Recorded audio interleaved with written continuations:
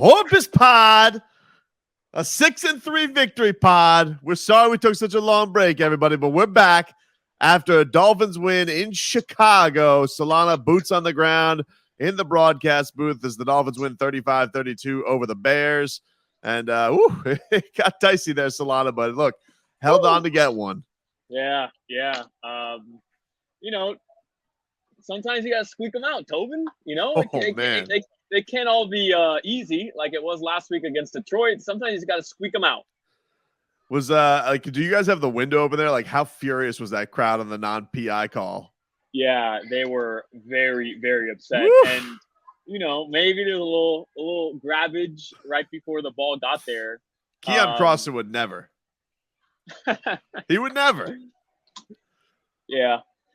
So what were the broadcasters saying? The TV broadcasters saying? Trent Green was like, I can see that a mile away. Yeah, that was clearly pass interference. And mind you, this came after a couple drives after the Dolphins seemed like they got a bit of a beneficial one because Jalen Waddle was in the vicinity.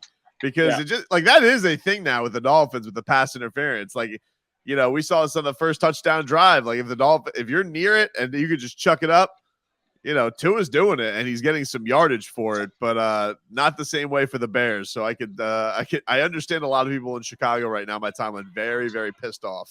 Yeah, they were pissed, man. They were yelling a lot of profanities at the officials, but this atmosphere is crazy. Like this, I know.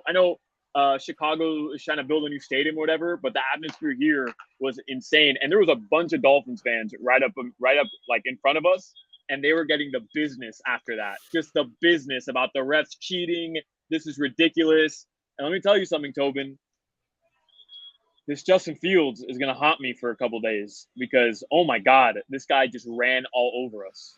Over us. Yeah, I mean, look, you can start seeing the signs of Justin Fields after that Thursday night football game. They've really they've cut him loose on the run game, and he is electric. I mean, he was something special to watch today out there. Broke the single game record for rushing yards by a QB, 178 yards for Justin Fields today. He was absolutely dynamic on his feet. And it felt like even on the ones that were close, like Bradley Chubb nearly got him for a huge sack.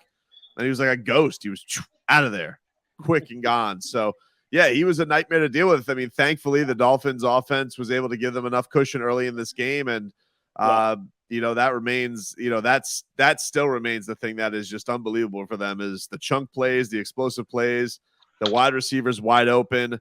It slowed down in the fourth quarter, but for the most part, that offense just remained absolutely dynamic for Miami. It slowed down in the fourth quarter, but if Tua makes that one pass, I think it was Smythe that he underthrew. Yeah. This isn't even a conversation. So, sometimes it's just that one play that you don't pick up. And then it can kind of flip the whole narrative of how the Dolphins offense looked here late in the game. But I will say, they don't punt the ball the entire game, Tobin. Like the Dolphins don't punt the ball the entire game. And then when Chicago punts it back to you, you have a chance there with 3 minutes left to really, chew out some clock, make Chicago use their timeouts. And McDaniel is, Mr. Wheelbarrow, Mr. Cool, McCoachin, always goes for it on fourth down. And you run it up the middle 2 times. I was really surprised by that, because I'm kind of expecting him always to just come out and get it to your horses who are balling today. Again, Tyreek and Waddle. And instead they choose to go to Mostert, who wasn't even the best back today. Welcome, Jeff Wilson, our guy. He runs tough. That's really, I feel like watching Jeff Wilson run angry the way he does, that's definitely been an element that's been missing for the Dolphins.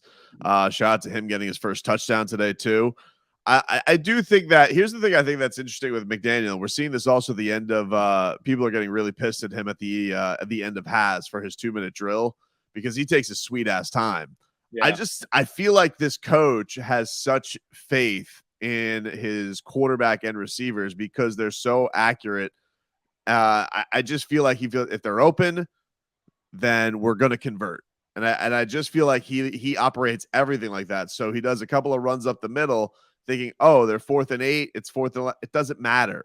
I can get that whenever I want because I have the 2 most dynamic receivers in the league and a quarterback who over his last 2 games is throwing at a clip of 76% on completion. So I think that's why he operates that way. And yeah, you're right. Like this could have been a narrative flip game for Tua because he looked untouchable for the first 3 quarters of this game. But that throw to Durham Smythe and then even the throw to Jalen Waddle were killers. And like if you never see him miss on throws like that, it seems like. I know people would go with the whole underthrow thing, but like that wasn't even like he just put a little bit too much air under it, gave a little too much time. Like it wasn't like this huge bomb down the field. He just missed through it. So yeah, that could have definitely been a game where you're looking back at it, scratching your head like, man, Tua was so great up until that fourth quarter where, the QBs, the elite QBs make their plays. But, thankfully they gave themselves enough of a cushion early on. They definitely have lost complete faith in Jason Sanders, understandably. And, they're just going for it on fourth down all the time now. Man, he's kind of turned into a bum, huh? Like he can't. What do you mean? Is a 29-yarder right at the end of the half? Like you have a chance to go up. I think it was a touchdown there, and he misses it, and then you get the ball back. So you would have had a chance to get 2 scores back to back and really build yourself a cushion. But Tobin, like, when's the last time the Dolphins scored 35 points in a game and we're sweating it out? Like that, it was crazy. It was crazy. The fact that we're able to put up that many points, but you're still sweating it out. I mean, man, I'm just hoping for the day that we can get like both sides of the football playing at their best, because it does seem sometimes the defense really pulls some of these games out for you, and the Dolphins struggle, the offense struggles, and then past couple of games it's really been the offense leading you and the defense has struggled. So if this team can figure it out and get both sides of the ball to play at their best offensively, I think you're almost there, right? Like you're scratching that surface. If they can get both sides of the ball to play at their best, like they're legit contenders in my opinion. It's just a frustrating thing with this defense because I look around the field and I see a lot of good playmakers. I feel like I see a lot of guys who come up. I feel like I see, Jalen Phillips pop off the screen. I feel like Von Ginkel, Sealer, they're all over the place. I see Christian. It's just like they feel like they're just this close away to quarterbacks. This is a quarterback in Justin Fields sacked more than anybody in the league. And it took how long before Melvin Ingram finally got to him by the end of the game for it to then really get that pass rush? I think that's the thing that's frustrating about it. Yeah, it looks like Xavier Howard's maybe lost a beat this year. Looks a little bit slower, but Kader Kohu, I mean, I feel like he's making plays all over the field all the time. We know how good Javon Holland is. So it's kind of crazy, Solana, to feel like they go to that side of the ball and you don't have trust in it. But I really like it, how many games can we go now with them getting torched for points, for yards, all this stuff, and really feel like this is a good defense, which doesn't really seem like it makes a lot of sense because, man, I felt like this was going to be an elite defense coming into the year. Yeah, well, I mean, they were last year, and so many of these guys came back, and then you go out and you add Bradley Chubb, and he had a couple plays where it seemed like he was about to make a play, and then Fields would slip right under the sack later, right before Melvin Ingram got his. And that has to feel good for Melvin Ingram, right? Because there were a lot of snaps he didn't play because Bradley Chubb and Jalen Phillips were playing on the edges, and then he comes in and finally gets to Justin Fields. But you mentioned Kohu, and that dude, in my opinion, was the player of the game defensively. Half this defense was missing tackles nonstop, especially on Justin Fields. And Kohu, every time a ball was thrown his way, whether it was Claypool, whether it was Darnell Mooney, he was able to come up with like the open field tackle. He's good. Like he's really good. Yeah, I can't believe they just found him undrafted out of nowhere. It's such a crazy thing. We can't go this long into the podcast though, Solana, without mentioning Tyreek Hill. This season that he's having is just unbelievable right now. He has right now 1,104 receiving yards so far this season. That's nuts. I mean, he had 143 yards again today. He just seems to always just put up monster numbers. Finally got in the end zone today, and he did was that a back handspring? What the hell was that? A twist off? A round off. I think it's a round off. I think that's my gymnastics. I think I got that term right. So I did gymnastics when I was younger. Excuse me? Not something I was a gymnast when I was younger. I believe that was a round off back handspring. Wow. I believe that's what it was. Well, look, he hit his jersey number because that was a 10 in my book. Oh, amazing. He was how open was he though? Like, were they not? Did they just decide? Did the Bears decide we're not going to cover Tyreek Hill and Jalen Waddle on fourth downs or in the red zone? Because What? even in the first half, there was a play where on I think it was fourth down, maybe it was third down. Waddle catches a pass, and when I tell you he's so open, there's nobody within 10 yards of him. And then in the red zone, Tyreek Hill in the end zone by himself. There's nobody within 5 yards of him.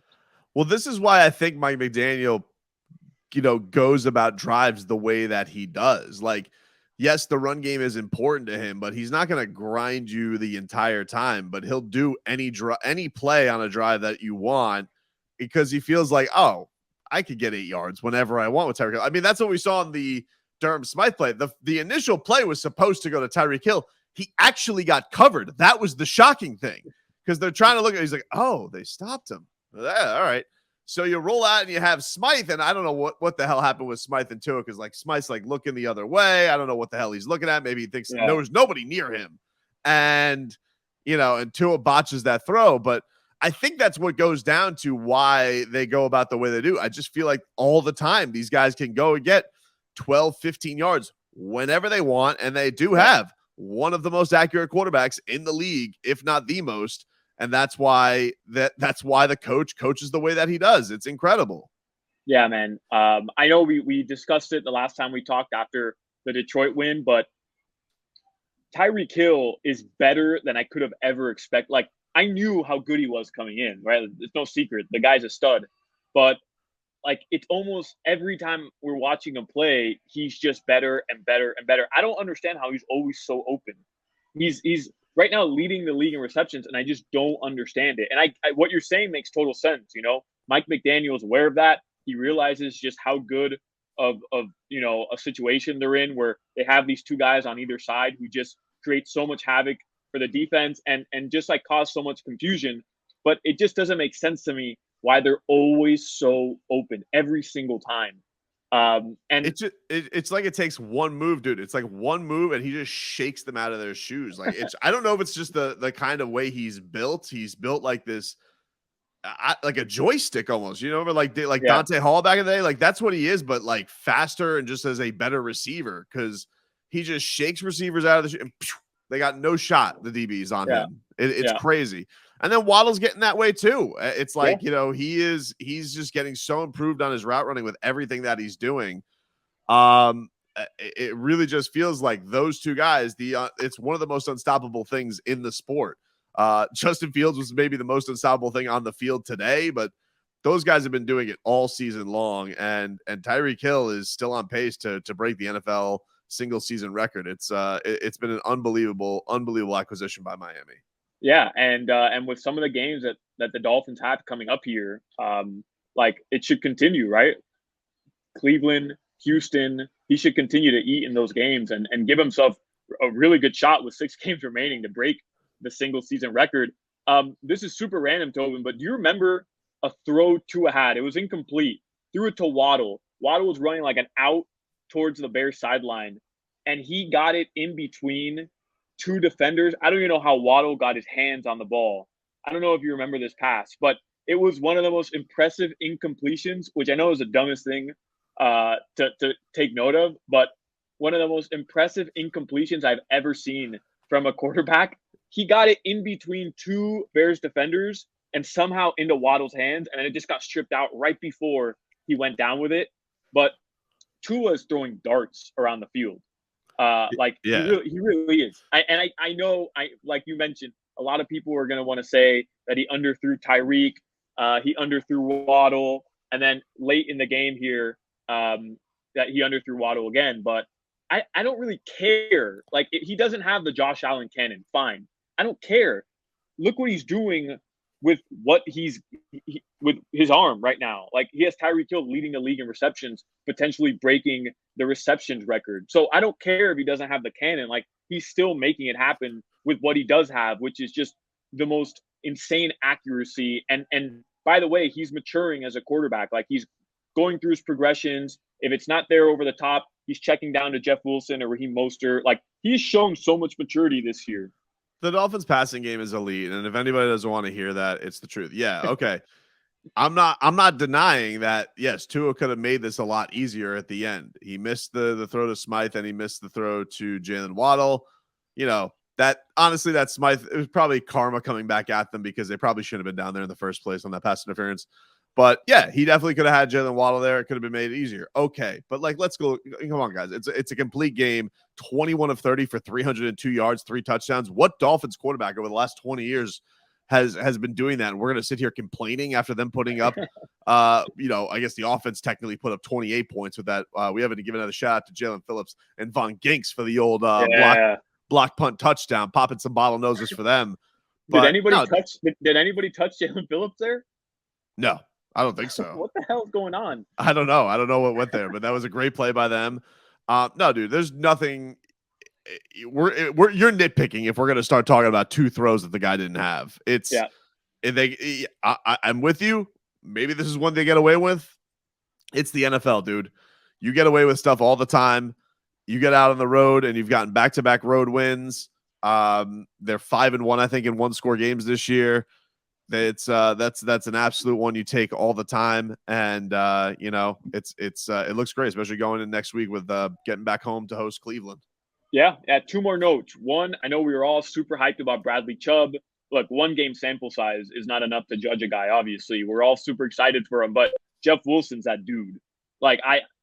He's that dude. He could be, the guy that we've been missing here because Mostert's been good. He's been improving, but he really is that dude. And I miss Thomas Morstead. I know really? I don't want to see Thomas Morstead, but he's so good, Tobin. I missed him a little bit today. Also, we should point out divisionally, the Jets they beat the Bills. So the Jets remain. They are 6-3. The Bills dropped to 6. It must have been really hot in New Jersey today. It must have been sweltering, obviously. And it's not fair to the Bills. Okay, don't have games where the temperature gets over 55 degrees. They can't handle it. It's too much. The Patriots they improved to 5-4 at a 26-3 win over the Colts. So this division's good, man. I mean, there's really not a big margin for error for the Miami Dolphins. So an important win. They came away with one. Justin Fields just had a game for the ages that kept his team close. But oh well, in a loss. Yeah, well, enjoy that big fatter L than your stupid fat deep dish pizza they're serving out here. So enjoy it, Chicago. All right, man. Safe travels back home. Don't miss that bus, and we'll talk to you guys. We'll give more episodes this week. We had a very busy, chaotic week, everybody.